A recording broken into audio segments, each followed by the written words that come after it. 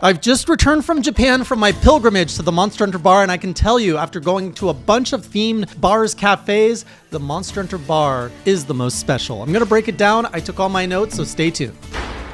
Welcome back, hunters. It's been too long since I've done a update video here, as I was traveling through Asia, specifically Japan, for almost the past month. And as part of one of those trips, I've made sure to collect a healthy amount of swag for Monster Hunter. A lot of this coming from my experience with the Monster Hunter bar, which is a place you can visit in Tokyo, in Akihabara. They've also opened a new one in Osaka, which I was also in that city. I was going to go visit it, but I was feeling under the weather a bit. So let me just share with you the fun aspect of the bar, the food, the mood, and all of this cool swag you can get. And before we get too far into it, I just want to share with you my expectation going into the bar, and they were very low. Before I went to the bar, I had already gone to another place called the Capcom Cafe, which is of course a Capcom themed cafe that rotates out what theme the cafe has every couple months or so. So while I was there, it was the Ace Attorney IP that was being featured and promoted. So there was like food dishes based on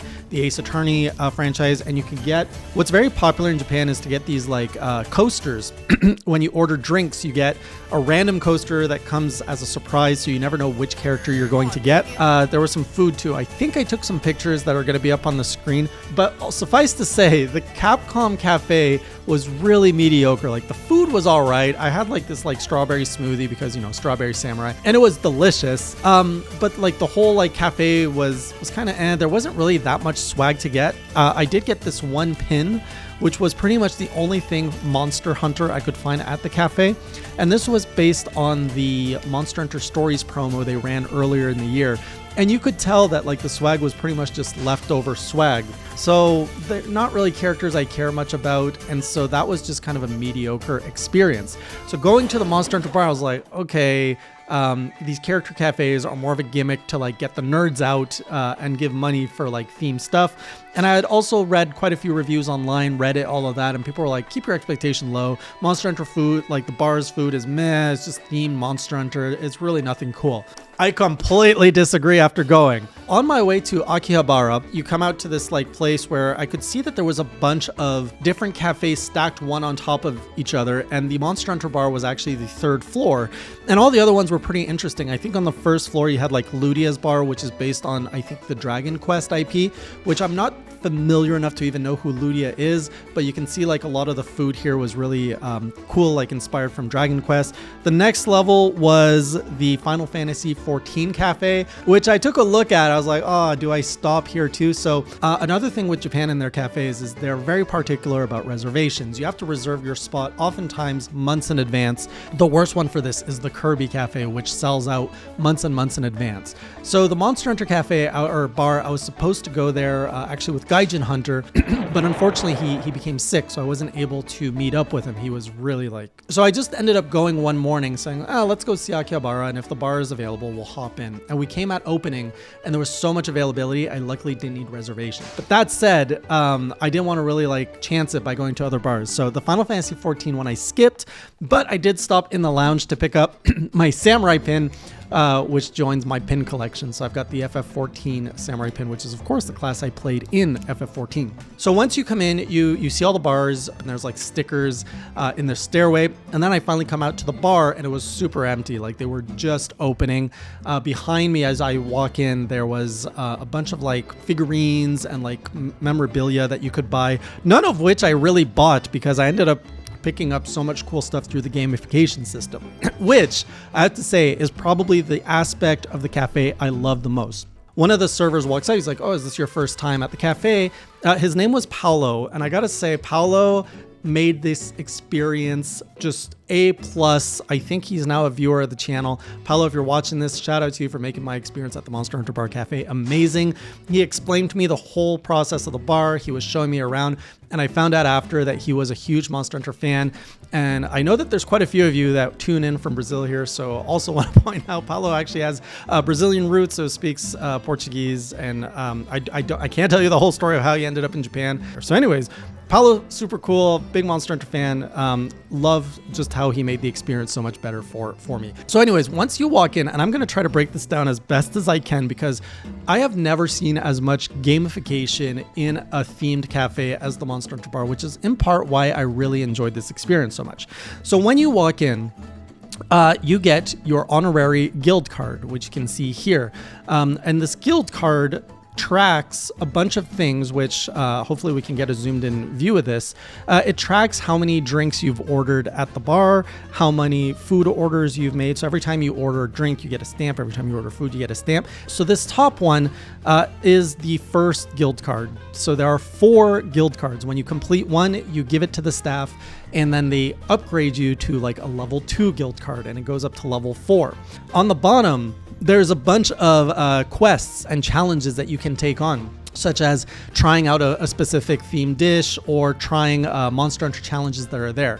So within the bar, there's of course a setup for Sunbreak. There was a setup for Monster Hunter World Iceborne, and they really encourage you to bring like your Switch and stuff to play and show that your hunter can take on the challenges, not just play on a like preloaded game. So these challenges are really cool. Unfortunately, I couldn't do a lot of them. I couldn't upgrade my guild card without spending a ton of money, because just to level up one, like you need 10 drinks, 10 food items, and then the hard one for me was really visiting the bar 5 times, which I just couldn't do.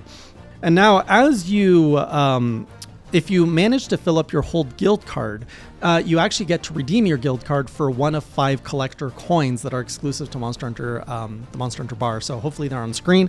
You pick one of these coins, and that becomes a little token of gratitude for you. And after that, if you manage to complete all 4 cards, like redeeming 4 cards, which means you've pretty much visited the bar 20 times at this point, you get to pick a really cool acrylic shield, and there's like over a dozen to choose from. You can pick pretty much your favorite monster, and it makes for a very cool standee. So that is like one of the big goals to get. On top of that, if you manage to complete every single quest on all 4 cards, you actually get to pick, I think it's one of 3 or one of 4 gold plaques that you can put on your wall. So, and you can only get these things at the Monster Hunter Bar. So those are super, super cool. Another thing that I don't have with me because I had to redeem it, there's another card that you get that keeps track of how many points you get. And you get a point every time you spend 1,000 yen, which is equivalent to about $10. And then you can use that card to trade it in for some cool stuff like cards. There was some standees you could get. I went ahead and invested all my points in these very cool cards, which are based on Iceborne. So while I was there, I think you could get Rise, Sunbreak, World, Iceborne. I don't quite remember if you could do GU, but Iceborne is kind of my, that's where my heart is. And so, I mean, you can kind of see how much money I spent at the bar. I managed to get every single card from the Iceborne set. So when you're picking these cards, there's also a chance of getting the rare one, which I got, which is this like Valkana rare card, which I will also list next to it. Okay, now let's talk outside of the gamification. You actually sit down, you look at the menu. They have their basic food menu, their basic drink menu, and all of it is themed around Monster Hunter. And then they have a limited time menu, which gives you always something new to look forward to. So they always rotate out their menu. While I was there, there was this really special promo going on in Japan, which I absolutely love, where they teamed up, Monster Hunter teamed up with a brewing company for the 20th anniversary, where they were making plum wine, which is what I got here. And they also made some sake bottles. I really wanted to get the sake bottle and the plum wine. And when I went to order everything, Paolo looked at me, he's like, that's a lot of alcohol to drink. And it's early in the day, you're gonna get drunk. So I was like, okay, let's start with this one because I really like the box. There's the Palico. It's a really like well-finished box. And I'll even show you the bottle here, but I have a picture of it that's better. So you can see it's like classy, special, like plum wine. So you can see I didn't drink all of it, of course. They mixed this with a kind of soda, which makes it taste really like sweet, carbonated, and then it's just really tasty. So this is probably my favorite memento. It was also not cheap. Okay, so now you order your drinks, your menu, your drinks, your food. I ended up trying the meat platter because, you know, we had to see how tasty the meat stick is. I also got a mega potion because, I mean, it just looked so cool. I was there with a friend, so my friend got the dango, the bunny dango, and a Valkana drink, which is how I got this standee. when you order specific meals and drinks, you also get like these really cool, they're almost like a foamish, cardboardy, like it's a pretty resilient, waterproof looking standee of the monster icon. So you can get a bunch of these that you can collect. Isn't it just crazy? You get so much freaking stuff. And while I was there, I don't know if everybody gets this or if it was limited, but this is like a seaweed based snack, and of course there's a palico on there. I did not eat it. It's not that I'm not like crazy for seafood, but I just thought it was too cute to eat, so I brought this back. And then finally, when you have some drinks, they bring this like little red envelope with a coaster in it, and you don't know what the coaster is going to be. It's a random one. And what I love about it is I went to a bunch of other cafes. I won't say which ones, but I felt that the quality of the coasters were like weak. It was a really thin, almost paper thin like thing with not even color on it, and it just was kind of weak looking.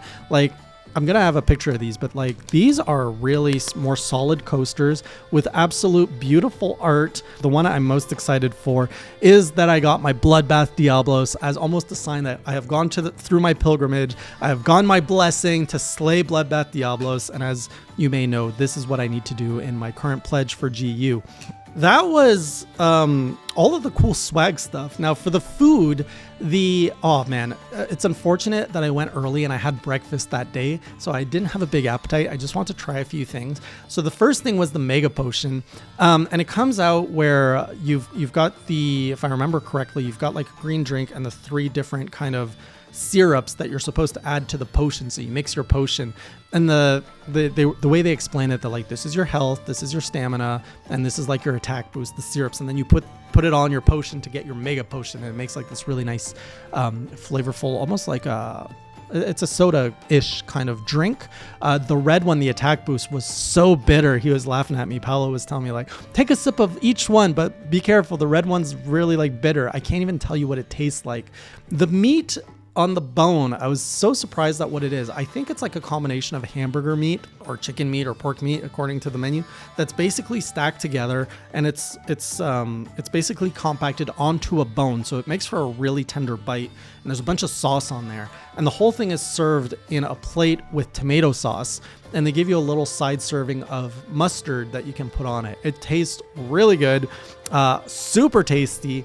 And I absolutely loved it. Another thing I got was I was just getting bombarded with information. I'm trying to absorb this, trying to like take notes. What's this? What's that? Luckily, it's all laid out on the website. So if you're thinking I'm throwing too much info, you can always go to the website and read for yourself the gamification stuff.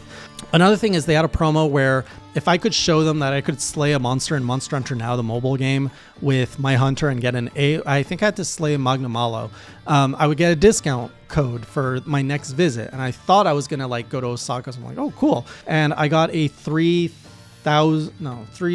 Zenny coupon, which is like a $3 discount that I could redeem at the bar. So that's another cool like little incentive. But let me know if you've been to it or if you've been to any other kind of like character themed cafe and what your experience was like. Otherwise, if you find yourself in Japan, it's the only place you can go to a Monster Hunter Bar cafe. Either go to Tokyo or Osaka and you can visit this. Another thing I forgot to mention, sorry, so much stuff. The whole bar is themed with Monster Hunter swag. There's like actual armor sets laying around. There's figurines. There's full-size weapons. There was like a Kezu hunting horn hanging from the ceiling. There's there was also the Wilds trailer that was like playing on repeat. So it's just really the place to be if you are a Monster Hunter fan. And I really hope that we can somehow get this in North America. Like Capcom, you know, I'm an entrepreneur. If you need someone to open up a Monster Hunter bar, let me know. Pick this city and I will make it happen. We really need this in North America. And heck, bring one to Europe too while we're at it. All right, everyone. Oh, and South America. We can't forget our South American friends. All right, everyone. Thanks again for watching. I'll see you soon as I get back to my regular streaming. And until next time, keep it classy.